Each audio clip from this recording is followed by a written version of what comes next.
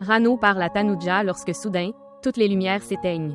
Rano se demande pourquoi les lumières se sont éteintes. Juste à ce moment, Rishi, Manpreet et Yuvraj entrent avec un gâteau et les lumières se rallument.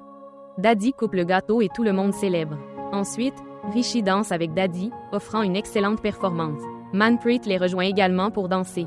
Puis, Manpreet invite Tanuja à monter sur scène. Alors que les trois quittent la scène, Daddy les arrête et demande à Rishi et Tanuja de danser ensemble.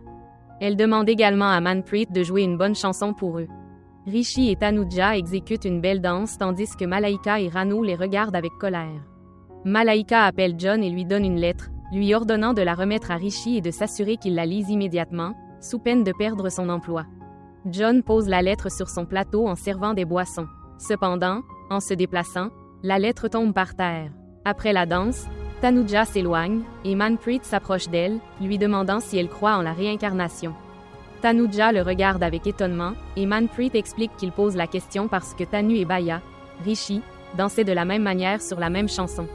C'est pourquoi il était curieux. Rishi, qui se tient à proximité, pense qu'il avait l'impression d'avoir dansé avec Tanu et non Tanuja. À ce moment-là, Manpreet remarque la lettre au sol.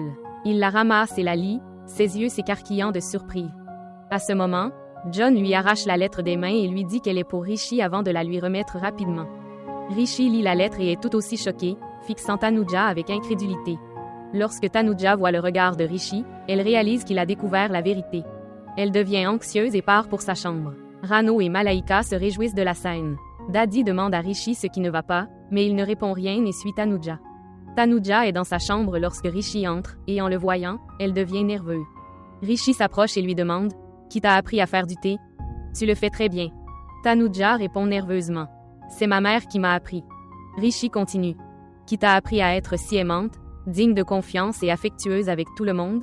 Tanuja répond. « Mes parents m'ont appris cela. » Puis Rishi demande « Qui t'a appris à avoir autant de foi en Dieu et à être si pieux ?» Tanuja répond « Ça aussi, ce sont mes parents. » Soudain, Rishi se rapproche et demande avec colère « Et qui t'a appris à tromper ?» Tanuja est choquée et le regarde avec incrédulité. Rishi la saisit violemment et exige « Dis-moi, qui t'a appris à trahir ?» Il la pousse, et Tanuja tombe sur le lit. Rishi lui crie dessus « Tu es une menteuse et une manipulatrice. Tu as ridiculisé ma vie. Tu nous as tous trompés. Quel droit avais-tu de me demander pourquoi je n'avais jamais pensé à toi? Quand tu ne te souciais pas de moi du tout. » Rishi poursuit « Si tu te souciais de moi, tu n'aurais jamais fait ça. Tu nous as tous DUPE accent aigu-s. Tout ce que tu as dit, tout ce que tu as fait, ce n'était que de la comédie. Tu as utilisé le visage de Tanu pour me tromper. Tu en as profité pour me trahir. Est-ce que tout cela faisait partie d'un plan pour me discréditer, moi et ma famille? Parce que ça semble être quelque chose que tu ferais. » Pendant ce temps, Manpreet demande à Arana si Tanuja lui a dit la vérité, et Arana répond « Oui, elle me l'a dit. » Manpreet demande alors « Pourquoi tu ne me l'as pas dit? » Arana répond « Je voulais, mais tu étais tellement occupé à parler de l'amour de Rishi et Tanuja et de leur relation, comment aurais-je pu te le dire? »